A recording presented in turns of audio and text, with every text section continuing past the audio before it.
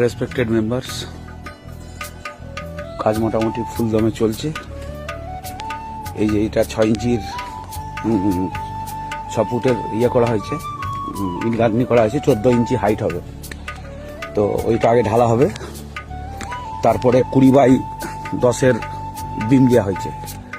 সেই বিমটা একদিন পরে মানে তারপরের দিনে পাটা পিটা হবে, সাইড দিয়ে পাটা পিটে আর এই ঢালাইটি হবে। তো আমরা মোটামুটি স্থির করেছি, এখন উঠে পড়ে সব কাজে লাগিয়েছি এক গাদা মিস্ত্রি আর লেবার ফেবার দিয়ে, যাতে রবিবার দিন ঢালা যায় সেই ব্যবস্থাই হয়ে গেছে।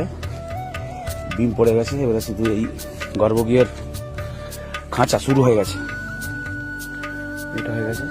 এইটাও ওই সেম ওই রকম এই পজিশনে, এই যেরকম আপনার এটা গেছে ক্রসিং বিম, এইখানেও সেম পজিশনে ওইভাবে ওখান থেকে আসবে।